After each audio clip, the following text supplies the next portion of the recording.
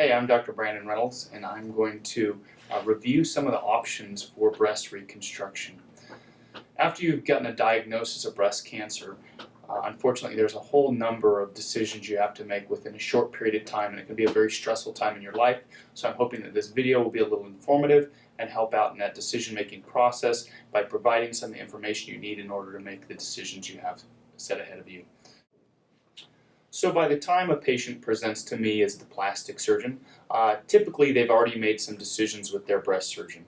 The most common thing I see after patients present to me is patients who are either deciding on undergoing a unilateral or a bilateral mastectomy, which means the breast surgeon will be either taking off one or two of their breasts, plus or minus including nipples. After this, there's two basic reconstructive algorithms in order to help you decide what type of implant reconstruction you're going to undergo. There's the autologous, which means using your own tissue, or implant-based, where we use a tissue expander followed by a permanent silicone implant that you're very used to. This is your classic thing you have for a breast augmentation. There's benefits and risks to both of these two different types of reconstructive processes. Typically speaking, the shorter surgery time and the quicker surgery to do as well as recover from is the implant-based reconstruction. We do that the majority of the time. Nationwide, this is done about 70% of the time in all reconstructions. This is a two-stage process. It can either be done immediately, which means starting at the same time as the surgeon does the mastectomy, or in a delayed fashion. So the way that I generally determine whether or not I'm going to do an immediate breast reconstruction or delayed breast reconstruction is one, patient preference, and two, depending on their health. The types of things that will keep me from doing immediate breast reconstruction is generally an older age, so a patient that presents with an age over 65 is a rough number. It's not always that age, but somewhere around there, as well as if you're a smoker, if you have diabetes, or if you're overweight. All four of those things can lead to a higher complication rate.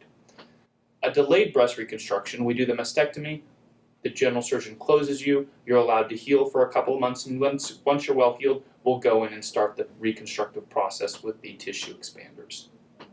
Tissue expanders, it's something most people aren't familiar with. We don't see them very commonly outside of the use in breast reconstruction. It's a pretty simple device. It's essentially an empty silicone bag with a port built into it. This port enables us to stick a needle through it and inflate this with saline.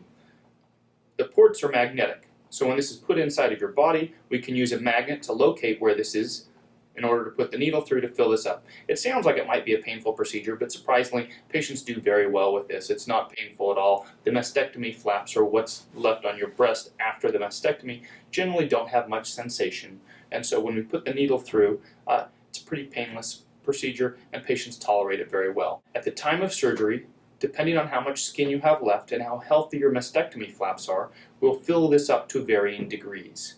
I try to fill this up so that it fills up the entire skin envelope, but doesn't put much tension on the skin where it might break down and open up. After surgery, there'll be two drains that are typically placed to empty any fluid that collects in the pocket. While the drains are in place, I typically keep you on antibiotics to try and reduce the risk of infection. There'll also be a special dressing I place over the drain entrance sites to try and reduce the risk of contamination. The drains, typically one of them comes out at 1 week and the second one comes out at the second week. So you'll be on antibiotics about 2 weeks, and you'll be managing drains and measuring the output for about 2 weeks total. After 2 weeks, I start filling this in the office. I'll fill it till your skin is tight, but not too tight, and we start doing it every 2 weeks until we get you filled up to the desired volume. This typically takes a couple months, and then once it's all the way filled up, we'll let it sit for a month or two in order for the skin to relax and heal completely before I switch you out to an implant. So, as a summary, the tissue expander usually gets placed at the time of the mastectomy for immediate reconstruction. In a delayed reconstruction, it will be a couple months after that.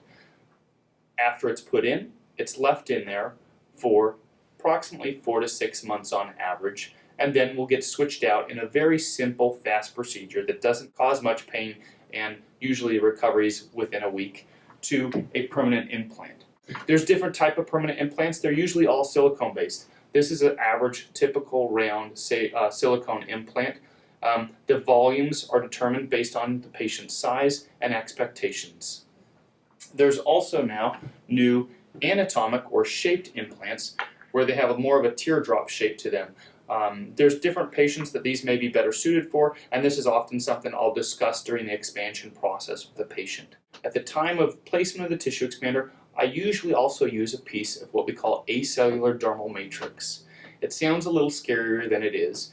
It is actually a piece of human skin, but it's been processed so all the cells are taken out, and essentially it's just a framework for skin. Think of it like the scaffolding to a house. It's just the wood framework and nothing else. So there's no cells in there. They've been using this for quite a while and no one's gotten any infections from this. It's been several years they've studied it. It's shown to be very safe in individuals. We'll trim this to size, and what we do is use this to connect it to the pec muscle, which is that bodybuilder muscle on the chest, and suture it down to your chest wall. It makes a nice pocket for this implant that eventually will be placed underneath your pectoral muscle, and then having the acellular dermal matrix secured to the bottom part to give a little bit of extra tissue and support to that implant. It gives much better definition to the implant itself, and you'll get a better aesthetic result over time. So that's most of the process with the tissue expander based reconstruction. A 4 to 6 month process, takes 2 surgeries. The second part of the surgery, a very quick 1 to 2 hour procedure. You go home the same day, have very minimal pain. The first procedure, you typically stay overnight for a little bit of pain control, and it can be uncomfortable. You feel pretty much like you got hit by a truck for about a week. By week 2, you start getting back to your usual routine. By week 3, you're feeling pretty normal. We give you some medications to help keep you more comfortable during that time period. The other aspect or side of breast reconstruction, the autologous side, is something we consider more often in patients that have radiation, had radiation, or expect to have radiation. When the skin is radiated on a breast, it can cause some permanent changes that makes that skin so it doesn't like to stretch, and the complication rate therefore can go up with the tissue expanders, whose goal is to stretch out that tissue. The complication rate can get up to about 50% with those patients. So it doesn't mean it's not successful, it just means the success rate is fairly high. Oftentimes we don't know when patients are going to get radiation, so we still put in the tissue expander at the time of their mastectomy, and if they get radiated, we can still try and expand it and see if they tolerate it, and if they don't, we can take it out and switch to the autologous route of reconstruction. If someone already has been radiated, and we can already tell that their skin's not soft, not supple, and not going to stretch out, we may start out and initiate the reconstructive process with an autologous or using their own tissue based reconstruction. At that point, whenever we're dealing with radiated skin, we try to take skin from another part of the body that hasn't been radiated, that's healthy, happy.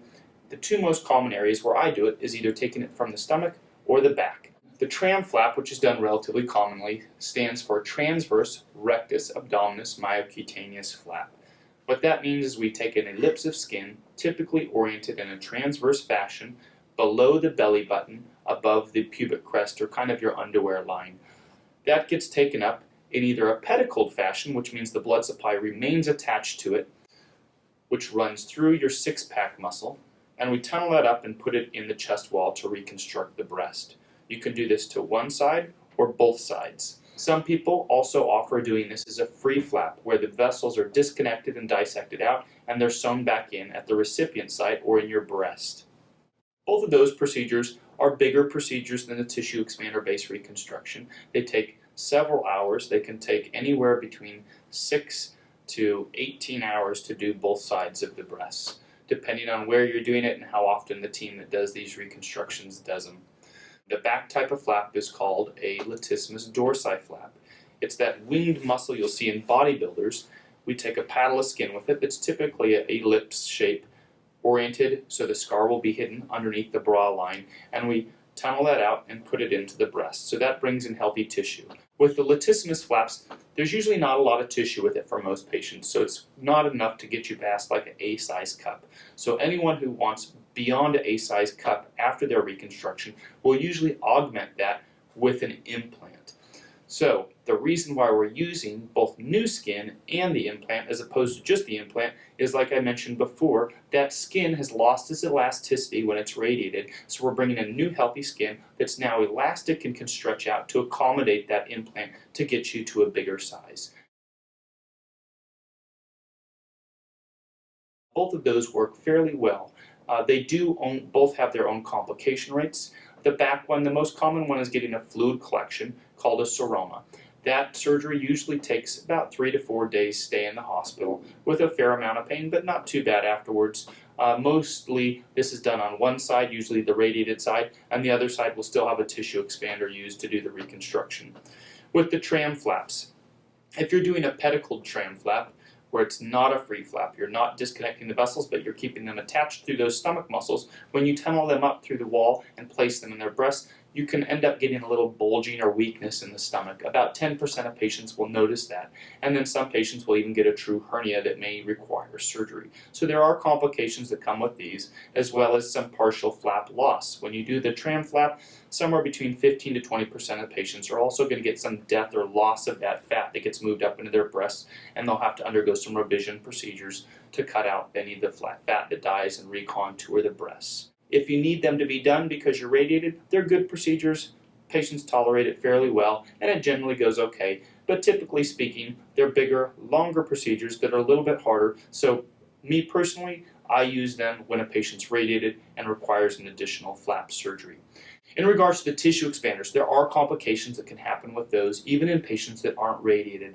They're typically pretty easy to deal with. The most common one is you might notice some asymmetry between them, especially when they're getting expanded. It's not a big deal. Usually what we'll do is at the second procedure, when we're putting in implants, we'll even out the pockets a little bit. Other things that can happen that really aren't too hard to deal with is you can get a fluid collection around the implant. If that happens, either one, when I'm filling an implant or filling the tissue expander, I'll suck out some of that fluid through the same syringe. If it doesn't go away over time, I might send you to a radiologist to place a drain, but that's pretty rare. The more dreaded complication, which still isn't that big of a deal, is the tissue expander itself can get infected. This happens somewhere between 5 to 15% of the time. If the tissue expander gets infected, it often presents as a red, swollen breast. Occasionally patients can get a little sick from this with fevers and feeling dizzy. As soon as it gets infected, we take it to the OR, we remove it. Some doctors will try and salvage these infected implants and give you IV antibiotics in the hospital. I find this to be a low success, and therefore I avoid it, and I, generally speaking, take out the implant right away as soon as I know that it's infected, and I have to leave it out for about 6 months in order to let your body completely heal up from the infection, and then we'll start again. So it can be a little disconcerting because it slows down the process, but it's an easy, quick procedure to remove it. Patients recover very well from it. It's not a hard thing, and it doesn't happen that often. So overall, as a summary, there's 2 different kinds of reconstructive processes, either using your own tissue or a tissue expander, and they both work fairly well when they're necessary. The more common of the 2 is the tissue expander-based reconstruction because it tends to be a much shorter surgery, easier recovery, and its side effects tend to be easier to deal with.